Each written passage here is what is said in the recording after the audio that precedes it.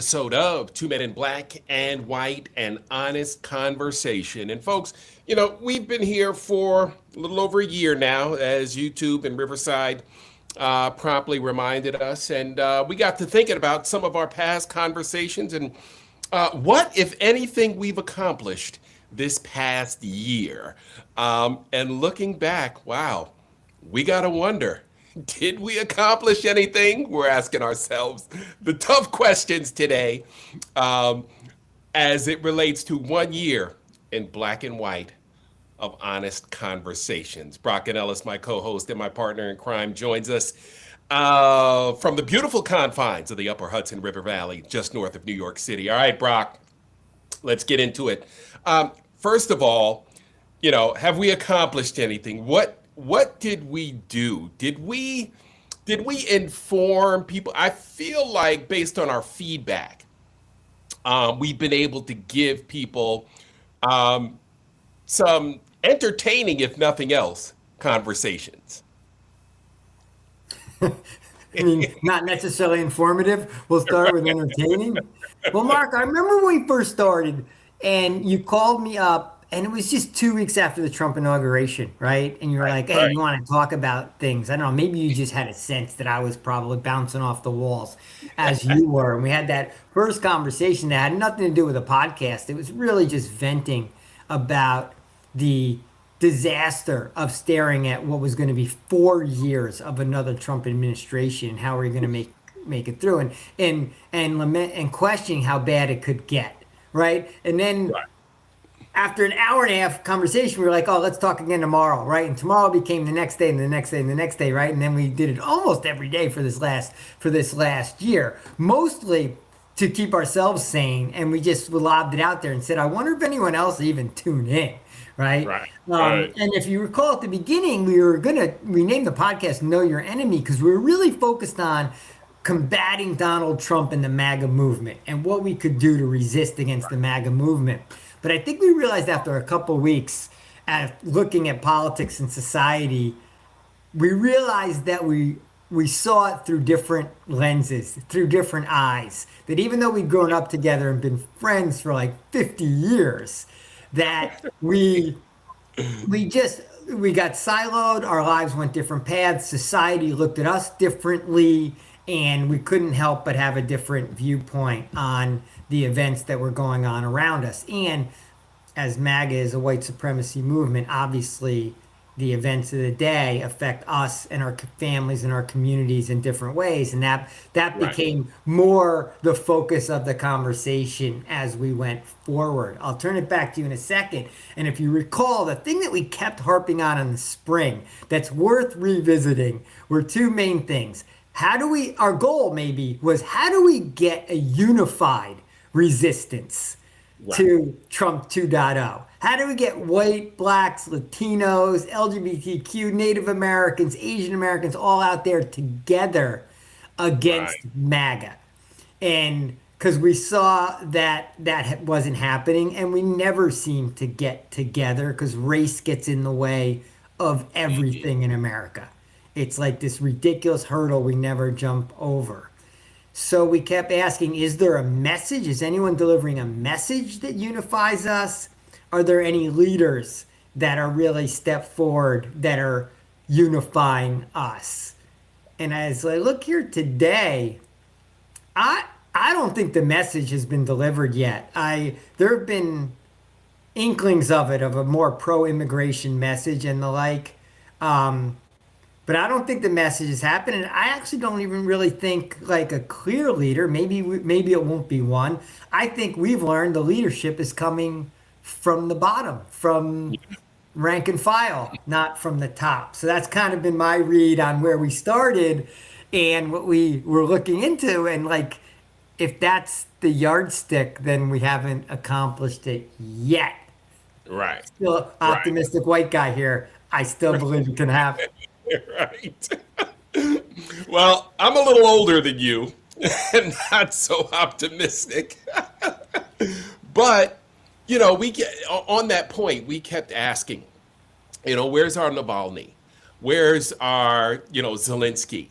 Right? Where is our leader who is going to emerge. Where's Mrs. Navalny, Yulia Navalny, who was right there with her husband in the fight and took up the mantle as soon as he died. That horrible death up in that penal colony out in Siberia or wherever he was. We never thought that we could end up in a position where we needed a Navalny, even with our history, even what Dr. King went through, even with the civil rights struggle that has gone on here since Reconstruction. I mean, it's been since slavery was abolished that the struggle has gone on here, and now we've taken the people. And I don't know, how many of my white brethren and sisters know, but African Americans are not the largest minority in America anymore, right? And that is our Latino brothers and sisters, right? And I don't know that people fully grasp, that fact, because again, we are still having our neighborhoods over policed, right? Over prosecuted and, constantly being penalized, right? When I moved to Detroit in 1998, they did not have one major supermarket chain within city limits. Couldn't get fresh food, fresh meat, fresh vegetables, fresh fruit. You got it from bodegas, right? Or else, the Motor City, you didn't have a train, didn't have a transit system. The buses ran, whenever they felt like it. It's Motor City. They wanted everybody to have a car. So if you didn't have a car, you were screwed, right? When it came to just shopping for everyday necessities. So we were still living under those kinds of conditions. And, our goal, as it developed, we looked around and realized nobody that looked like me and you was having a conversation to try to find common ground. And I've been telling people for years. I remember I started trying to explain, the OJ verdict and the reaction of Howard University students. I'm a proud alumni of Howard University. Howard University students cheered at the verdict. They didn't cheer Ron Goldman and Nicole Brown being murdered. They did not cheer that. They cheered the fact that there was finally an African American man who was able to manipulate the system that has treated African Americans so unfairly for so long. But OJ had enough money to manipulate the system, to buy enough defense that he could out lawyer the prosecution. Because that's all he did. Yeah. Right? So I remember trying to explain that. And that's when I started trying to let me help you understand Black America and why we feel the way we do. And that's how this conversation started. I mean, you have opened my eyes to things about, Jewish Americans and, things I never understood. Like, I was like, how do people know who's Jewish? Like, I'm looking around at our high school, I'm like, who's Jewish? How do you know? Oh, he's Jewish. You can tell. You could just tell. What do you mean you can tell? Yeah, you don't always know. Yeah, I'm like, what are you talking about? Like, I see white people, right? So, it's been eye-opening the last year, the things we've been able to share and learn from each other. And that to me is the value in what we do. Mark, I think I've been able to have more self-reflection and learned more. I think just Black people in America, in essence, are forced to learn white people and interact with white people because white people have the power and the jobs and are in positions of authority. So to navigate America, you can't avoid white people if you want to move and succeed in America. But if you're a white person, you can avoid Black people and you can still achieve and succeed in America. So I think it's more eye-opening coming from my side. I think I learned more from that. I think we talked about a lot of not wanting to, as a white person, apologize for being white, which I'm never going to do. Apologize for slavery. That happened way before I landed on this planet. So I can feel bad about it, but personally, no, I'm not going to apologize for it. The country should apologize for it, not me as an individual. But it really opened my eyes to recognizing what a comfortable member of complacent white America that I was, right? How Yep. easy it was to just not be empathetic and worry about what's going on to the others because it's not happening in your community, which Hmm. interestingly has changed in the Trump 2.0 era because when there's two white people getting gunned down in broad daylight in Minneapolis, then Hello. all of a sudden that over policing is now coming to the white neighborhoods and white communities. So it was eye opening being and but I Hmm. still think part of the problem in America is there's still too much complacent white America. I see it in my own friend groups, right? People who still 1 year into Trump's second term haven't felt impacted that much, right? With the Right. Pam Bondi mentality, well, the Dow is still at 50,000, so everything's fine. And I Yeah. think what ties into that, as we've kind of really have examined something that is still a part of America, but is starting to thaw, which is kind of the toxic selfishness of everyone. Hey, if it's not impacting me and my day and my bank account and my neighborhood, Yep. shrug the shoulders. Right. It's their problem. And that's really kind of the way white people have felt most about most civil rights issues, which is why we're so woefully unprepared for fighting Hmm. for civil rights ourselves. Right. White people have never had to fight for civil rights. This is the first time we're fighting for First Amendment rights, right? Second Amendment rights, 14th Amendment rights, right? All I can't even name all the rights that white people now have to fight for because this white supremacy, because of an autocratic movement that's Right. coming for all of us. On that front, white America is starting to come around, and white America protested, albeit quietly and mildly, Yeah. orderly, right? But in pretty good numbers. Didn't even police. Didn't even need any police. Three guys eating donuts on Fifth Avenue on the one that I went to. But at least they came out, started to send it, started to show, and then got really, really strong, in Minneapolis to where we are today, where I'm now feeling really good about where, a portion of the white community is in pushing back and fighting for the others for the Yes. first time in their lives, fighting for now calling them their neighbors, not Yep. their others, but coming out there for their neighbors, even when Yep. those neighbors are Somali or Guatemalan, and that gives me hope for 2026, but we still haven't, we meaning white America, still has not convinced black America to get out there on the streets with them quite yet. Yeah. Yeah. And again, we talked a little bit about this not too long ago, because it's been a recurring theme, right, in all these different cities. But Black America is saying, oh, okay, you guys are ready to fight now.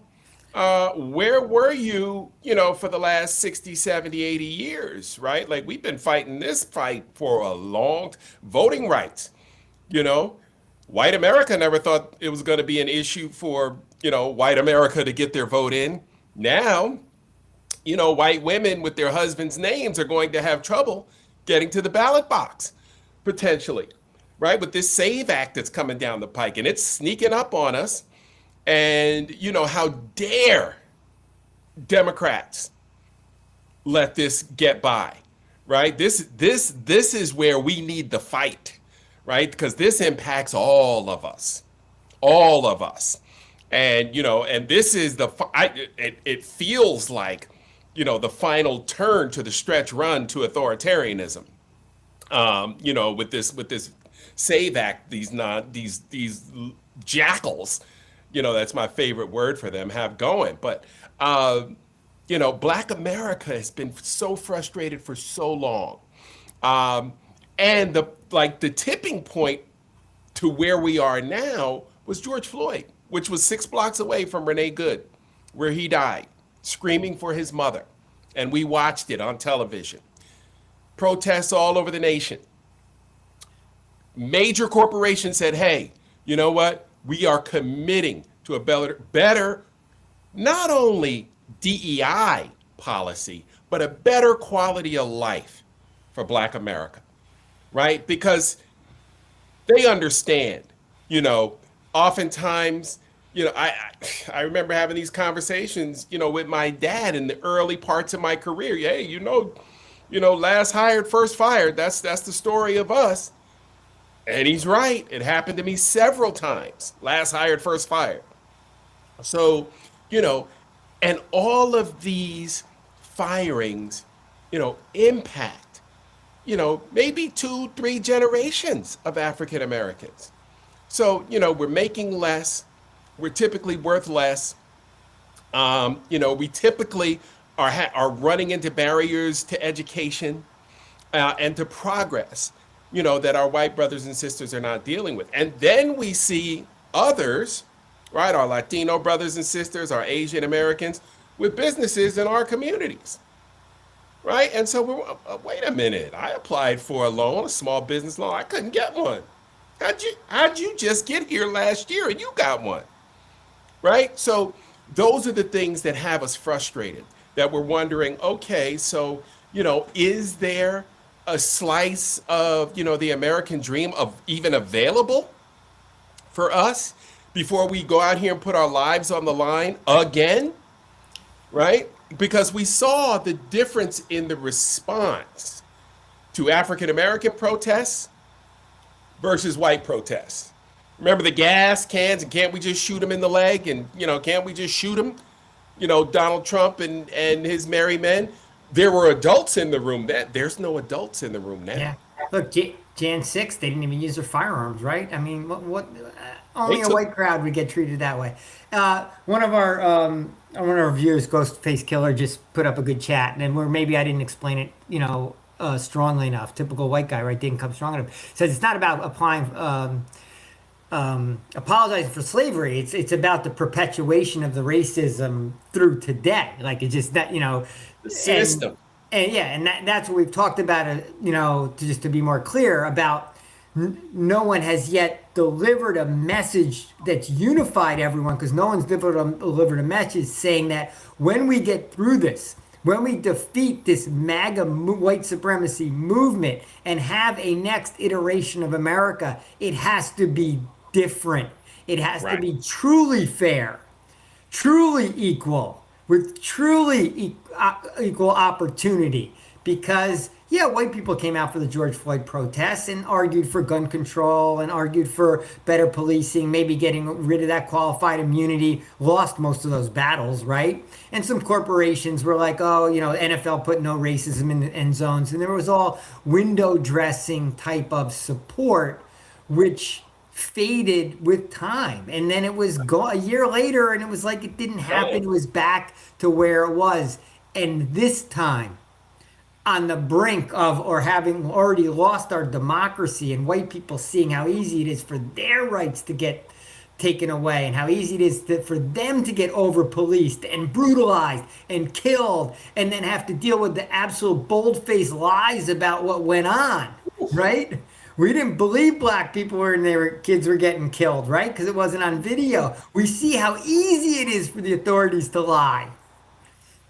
Yep. That it has to be a better iteration, a more true, equal, fair America.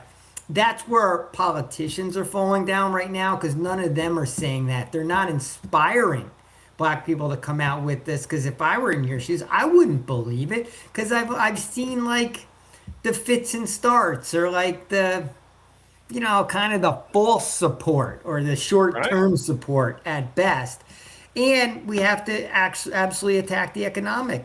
This is where we have to attack the economic system, because the income inequality isn't just between billionaires and everyone else. It's No. between white and black. It's another chasm. And so, yeah, we have to address those issues. That's something hopefully we've tried to advance that conversation Right. in this forum. Right. Maybe it hasn't gotten anywhere yet. We haven't accomplished Yeah. anything yet, but you have to start talking about shit before Yeah. anything gets done, right? Yeah.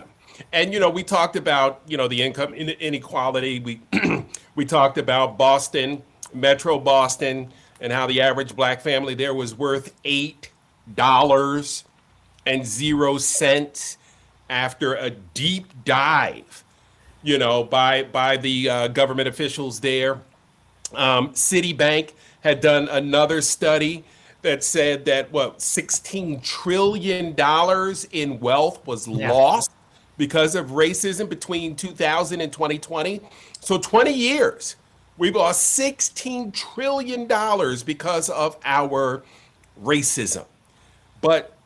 And to some, it's still more valuable than $16 trillion, which we don't get. And it's funny. I know I say this often, but black people were deemed lazy once they stopped working for free, right? And so we're not saying give me handouts. That's never been the case. My father worked 2 jobs and had 3 master's degrees. Worked 2 jobs, got up in the middle of the night and went to work the group home, and then worked as a principal during the day down there in Tarrytown and Irvington and in New York. So, look, you can't call me lazy, and then tell me I'm not working hard enough when I'm out here busting my hump just trying to get a piece, and I can't. The banks are telling me no. Right? I can't have this house. Or maybe you can get it, but your interest rate's going to be a little higher. Right? And again, this gets back to what Ghostface Killer was saying. It's the system. Right? Because the system told my father the same thing. You can't count your wife's income because she's of childbearing age. So, yeah, you're not going to be able to qualify for that house you want up there in Peekskill. Right? And it was only through the good graces and my dad's mad faces at work that one of his coworkers recognized, what was going on with him. I shared this story with you before, Yeah. and he was able to get a mortgage through her husband. And so, when we look, it's a constant struggle, right? And it's 2 steps forward and 3 steps back, which is what we saw with George Floyd, right? And even the outrage, right? There were black folks who were saying, man, they're probably going to get away with it, even though it's on video, we probably still, the cops probably not going to go to jail. He probably going to, the police officer for Tamir Rice, that was on video. He didn't go to jail, And so we wonder, right? Like, who do we turn to? Where do we go for help? Right? When your life can be snuffed out in a moment's notice and there's no consequences or repercussion. Why didn't they just comply? You didn't hear black people saying that about Alex Preddy. Exactly. And I don't know how we walk back from Alex Preddy and go back to where we were, because once white people have seen that and see how easy the lies were, and so you see like one of their own can get gunned down in broad daylight and still be lied to, Yep. bold face. Yep. Why would we'll never, we'll question authority the rest of our lives, and why would we not think that black people are telling the truth when they tell the stories about police brutality and the like coming out of this? So I do think this Trump era has changed us forever. I hope it's for the good. Like we're still in a battle of white supremacy versus American democracy, even the old version of it. But I do think we can come out of it much better. I think we have to demand it of politicians. I think we all now understand how policy matters, but not just policy, but like implementation of policy. And then you have to keep an eye on it 24/7, right? It doesn't work by itself. It just doesn't work by itself. It's easily corrupted, right? We're overwhelmed with corruption right now, and we see how easy it is. Right. There's still people in the Epstein files. They're just still walking around, going to work the next day, still making their millions and billions as if nothing fucking happened, right? No accountability. Yep. And the media is complicit. Right? The media is telling of stories. The media is painting pictures of the African American, foil. The media's constant depiction of black bad, white good, has been, one of the biggest hurdles to overcome. Of course. Byron Allen, who has, secured billions of dollars worth of media properties, is still fighting in court trying to get his programming aired on different networks around the country. Every place he turns, black entertainment television is not even owned by black people. Right? Like, it makes no sense. Yeah, Like, and it's where do gotten we go worse. to tell our And stories? it's gotten worse. It's gotten more consolidated. It's gotten more right Yes. wing. It's gotten more right. It's a more Yes. narrow view. But I think maybe we'll come out of this also with independent media.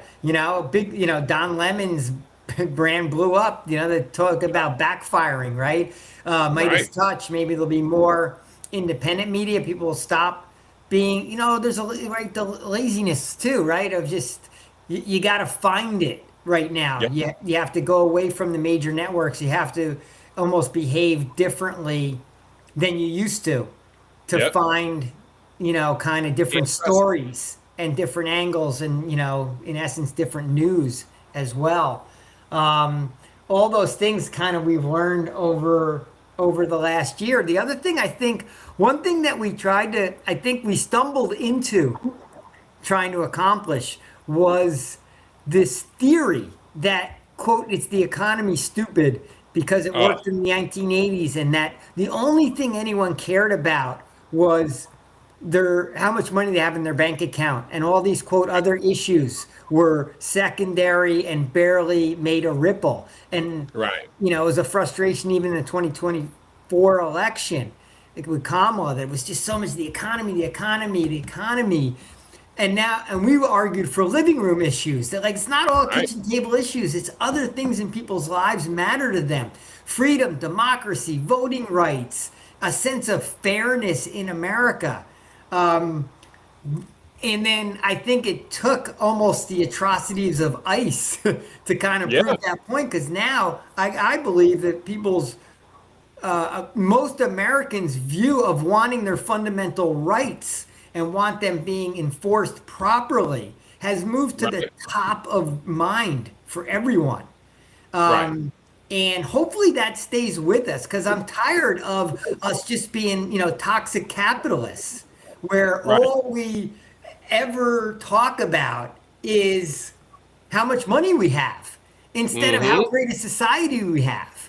And Right. I think we can get to, if white people are out there saying, I'm out here in 0-degree weather in Minneapolis getting fucking gas canisters shot at me and paintballs, off of my kneecaps because I need to be out here for my brothers. That's a great step. And Right. there's a great video of a guy today who said he's out there for his first protest ever because he saw a bunch of 7 and 8-year-olds running from their elementary school, running away from ICE. And he said, this can't be happening in America. And he America. got out Yep. for the first time saying, this Yep. isn't who we are, right? That classic, this isn't who we are. Oh, And it's you who know we what? are. It has been who we are. So it'd be nice Yes, to know indeed. that's not who we're going to be. But Right. goddamn right, it's exactly been who we are. Right. And that's the frustration of Black America, right? We know it's who we are because we experienced it, we lived it, right? And only 2 generations ago, you know, were we being terrorized in the South by men with hoods on. People were being strung up from the highest tree available, right? We're still getting reports of hangings, modern day lynchings, right? We've got museums dedicated to the terror that African American families went through in the early 1900s. Black Wall Street, right? Rosewood, all the many, many towns that were burned out and mass murders took place, during the terror. So we know it's who we are, right? But only now are we having the discussion. And, that's upsetting. Brock, to see that the country that, no one has a problem with us going to war and dying for this country, but then when we come back, we can't get mortgages. We can't get the mental health services we need. We can't get jobs. We're second class citizens.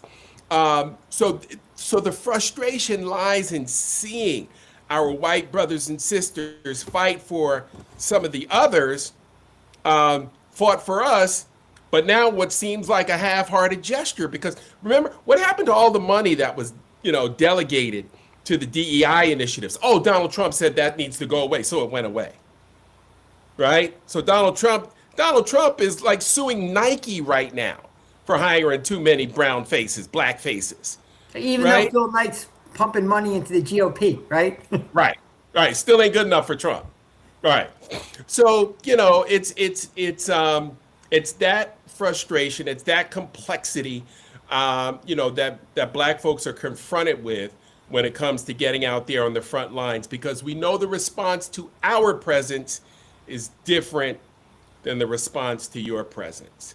And that's why, so many black people are saying, look, white America put this guy in office, right? White America's going to have to get him out. 85% of black men voted against Trump, voted for Kamala. 92% of black women voted for Kamala, So, yeah. So, I'm still seeing a lot of, we're going to sit this one out. And, Yeah, I white folks created it. Let them fix it. there's nothing wrong with the gauntlet being thrown down and putting in into white people's court, at least to like fight the first, maybe it's the first 14 rounds of a 15 round fight.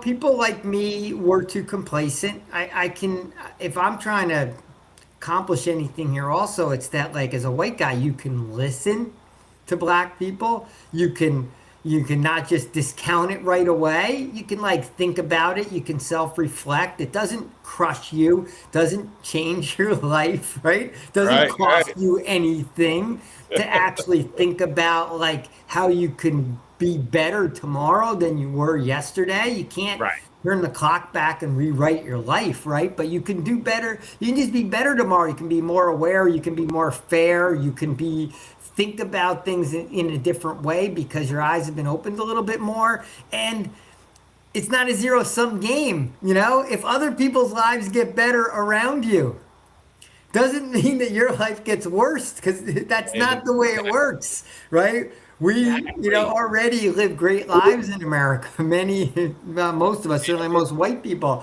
So it's all right, and it's okay to want and to think of people as their neighbors and say, I want them to live a great life Right, also. And the way culturally we can be different, we can have our differences, but our differences don't have to be like a chasm we can't get over.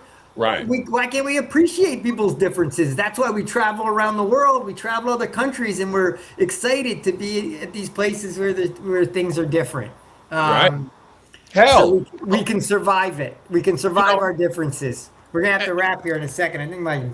I think I'm battery dying on me a little bit, but yeah, well, just one last quick point. Even MAGA embraces our differences. They love Mexican restaurants, Chinese restaurants. They love them, right? But then they want to grab the workers out of the back and ship them off to someplace unknown. yeah, I mean, it's ridiculous. So, it's yeah, man. it's absurd. Yeah. Yeah. We're going to So continue the conversation. yeah, we're going to continue the conversation because the conversation is worthwhile. So, Mark, we started with, have we accomplished anything?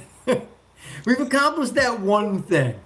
That Right. we've proven that the conversation can be had on serious topics, not just sports and entertainment. We can talk about serious topics that have affected our lives and are continue to affect our lives in different ways, you more than mine, and how America has, attacked your people and advantaged mine. And we can talk about it honestly and think about how we can come out of this. Right. All right, we may have lost Brock there with his power going down, but folks, we're going to continue the conversation right here. We want you folks, again, to share this podcast with your friends, neighbors, family. Like and subscribe. We're trying to get to 5,000 subscribers before we hit the summer, so help us get there. We're doing pretty well right now. We're at about 1,235 subscribers. We want to get to 5,000. So help us out. Tell a friend, tell two friends. And we appreciate you folks watching us each and every day. Ghostface Killer, appreciate you. And all the rest of you folks that weighed in on the chat this evening. And we will see you right back here next time, right here on Two Men in Black and White, an honest conversation. Have a great weekend, folks.